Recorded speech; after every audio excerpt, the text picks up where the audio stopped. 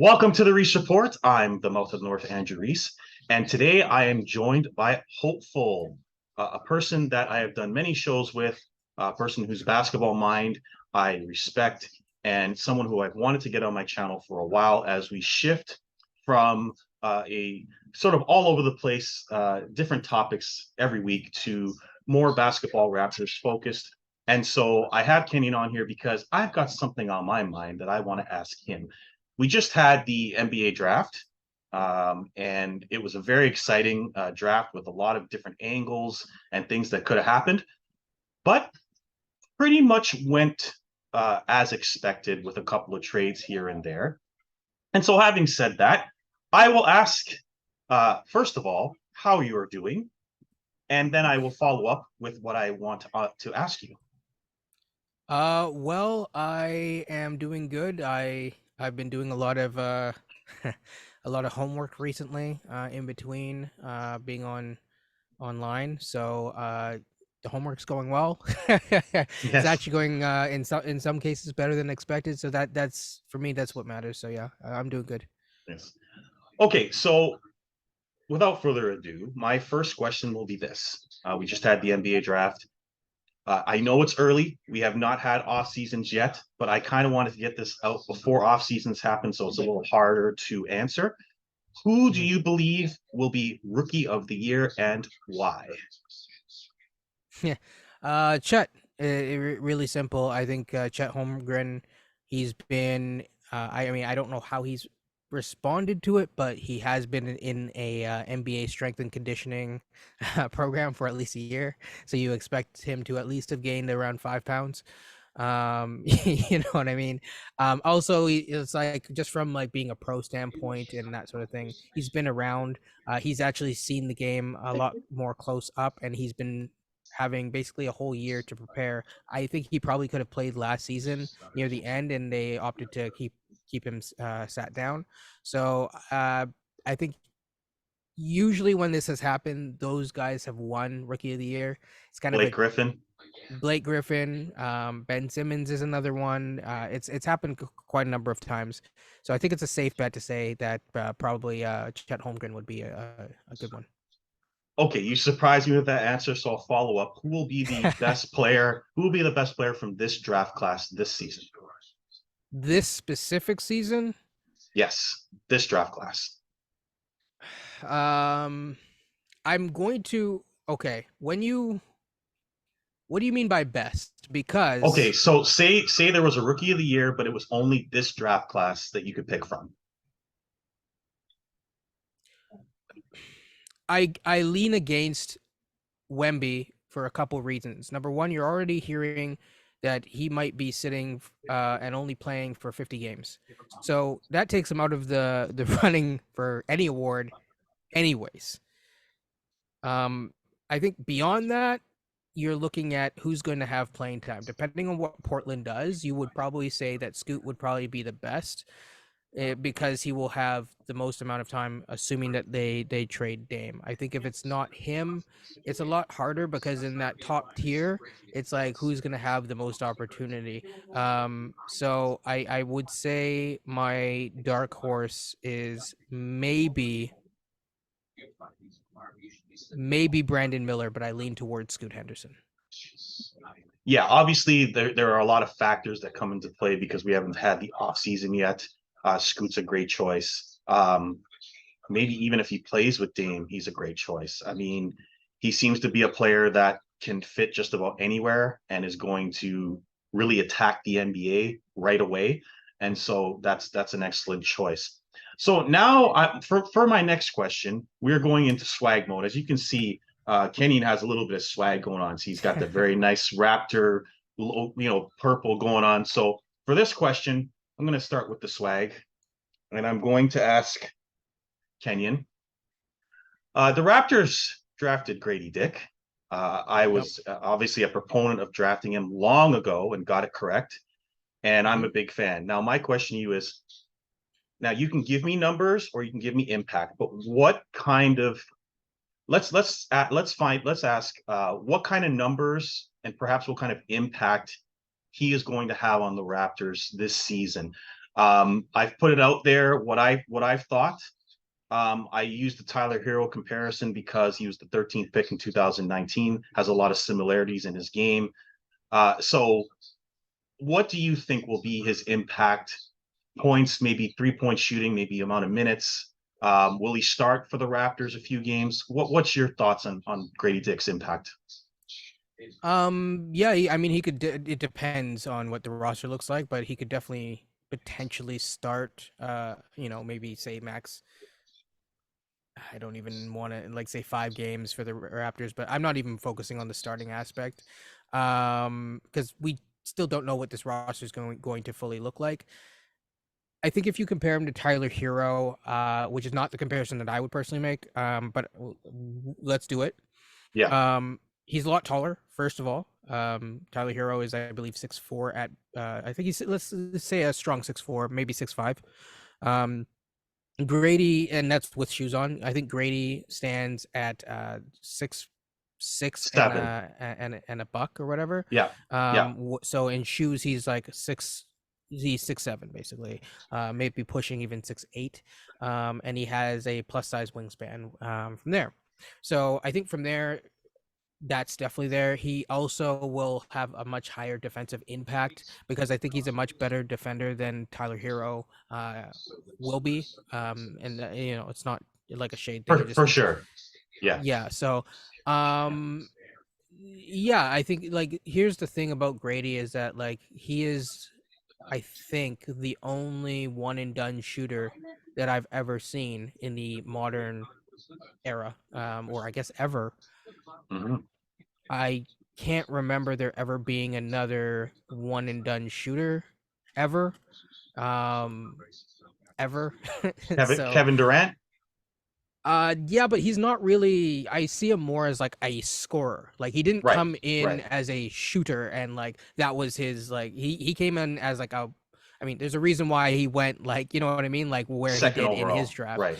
Right. Because he was just like a much more well-rounded player. Yeah. So but yeah, it's like I do expect him to have a very very strong year for his first year. I think he will have be able to um, contribute. I think is how I'm going to term it. He will have a good contribution as a rookie to this squad because of the spacing that he's able to provide, but also because he's a smart player. He's a really smart player on both ends. So I think in this upcoming system, he is going to be great. I watched some of Memphis's sets from the other day. They do a lot of back cuts. They do um, a lot more passing out to the shooters. I think even if you use Siakam and or Barnes as well in ways that they were used last year, particularly Siakam, where he would basically drive and kick.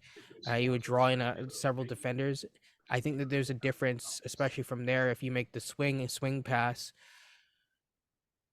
passing to a Boucher on the corner, or even sometimes Precious was a recipient of Scotty's passes a lot of times for the past 2 years.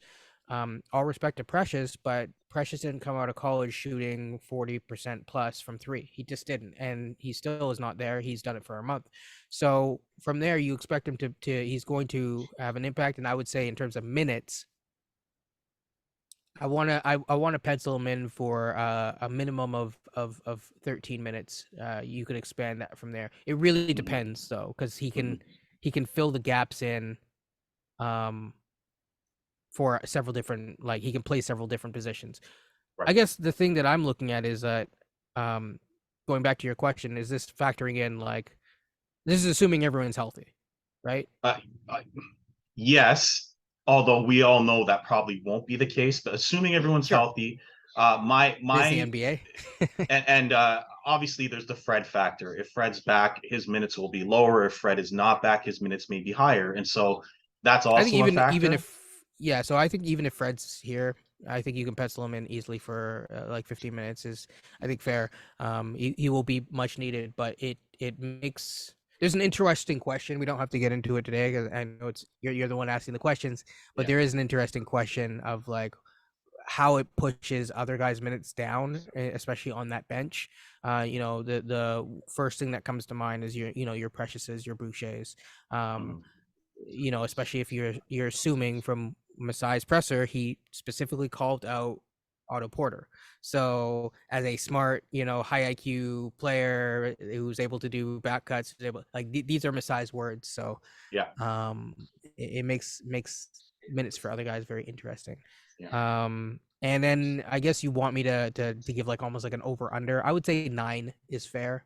I mean, even if if he pushes for 20 minutes, right? Like the amount of shots that he gets, like you're not expecting him to just, because he's not this type of player. He's not just like give me the ball, shoot, shoot, shoot, shoot, shoot. Right? He's not Right. going to shoot like Joe Wieskamp. You Yeah, know which what I is mean? why the hero comparison is probably not a good one because Hero's just a shooter. That's what he does. Yeah, I'm wondering. He's not the fastest player, but he has sneaky athleticism, and I think that they Yeah. might try him and see like is he better at the 2 or better at the 3. I think he can play both. Mhm. Um, that's very interesting. So a lot, Mhm. lot of lineup versatility.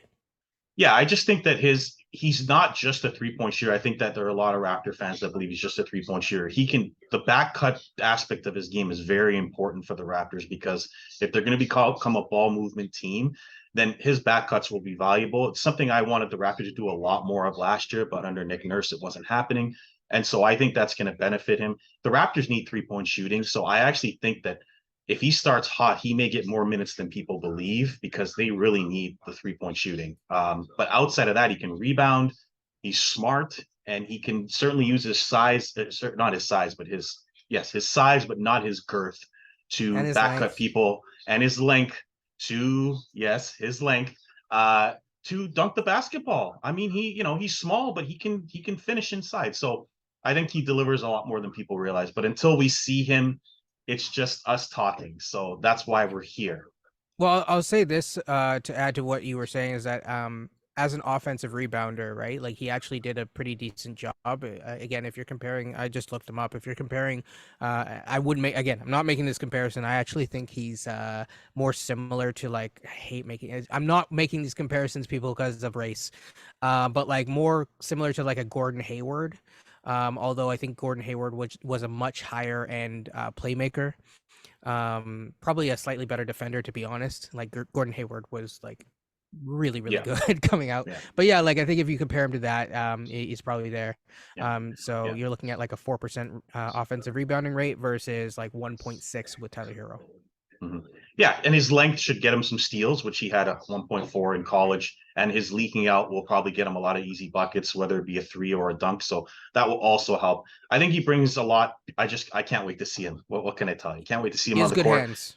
Yes, saw him at the Jays game today with the guy I'm about to ask you about next, and we'll do a short little question on this. Do you think that Marquise Noel will have any impact with the Raptors this year? Will he play for the Raptors this year? So I'm gonna stick with my term contribute, and Sure. I will say that he will contribute, but in ways that are not obvious. So I think it's after talking to certain people who are closer to the team, it seems like he's probably going to be, which we kind of saw, he's going to be a 905 bound primarily. Um, Now, with that being said, he is on a two-way, so he gets one of your three two-way spots. They will probably make use of the two-way. They will probably, see if, depending on how he does in the G League, they will give him a chance. But I think his contribution will primarily be on the G League. That G League squad suffered from having a consistent point guard. You need a consistent point guard who can help with your development pipeline. That is an underrated thing. Okay, that is an extremely underrated thing. When you lose that, you lose the ability because you need to show guys how to play, and really it's your point guard that runs your offense. And so if you don't have someone who's there who can grow along with that program, which is tough in a 905 or G League environment where, because of certain rights, like you can only sign guys, I think, to a two-way contract 2 times in a row, I think, before you have to convert them. Yes, which is what Yeah, happened so with Dalton, correct? you, no, he's eligible for another one, but it would be Okay. it'd be Utah is a good example, right? Like we couldn't sign Utah for like another two-way contract. It's just not available to him. Gotcha. So yeah, I think that like that's a pretty big and important contribution, in my Yeah. opinion. I know that's Yeah. not like a conventional thing. Yes. And at 5'7", he's obviously at a big disadvantage. Typically a 5'7" player is going to have a harder time in the NBA making a major impact, but we'll see. Mm. Certainly had 19 assists in a college game, so that was nice. But we'll see what he does. So that's all my questions I have for Okay. today. I wanted to get some knowledge from you after the initial shock of the NBA draft, see what's going to come out of it. We'll obviously have more of an idea when we get into summer league and we get into who is coming back for the Raptors. We don't know 100% if Fred is coming back. We know that Gary Trent will be on the roster to start. He wants to stay with the Raptors. There's also the pending contract He also may not extensions. be here. He may not be here. That's what I'm saying. He may or may not be here. He might be going elsewhere. We also have the obvious huge mountain of will Pascal Siakam resign. He's not going to resign for another team, and all kinds of drama with that. We have OG, who is on the last year of his deal, looking to get a bigger role. And so there's a lot of questions that have not been answered yet in Toronto. But I do like the draft pick. I so far like what I've seen from the coach, although we have not seen him coach yet. And so it's positive vibes after a very, very difficult season being a Raptor fan. And so I obviously will have Kenny on more, and I will be on his show more. And I'm looking to have more guests and to ask this question, these questions too. But that is our show for today. I'd like to thank Kenyon for coming on. And I'm the Mouth of the North, Andrew Reese, and I will see you next time on the Reese Report.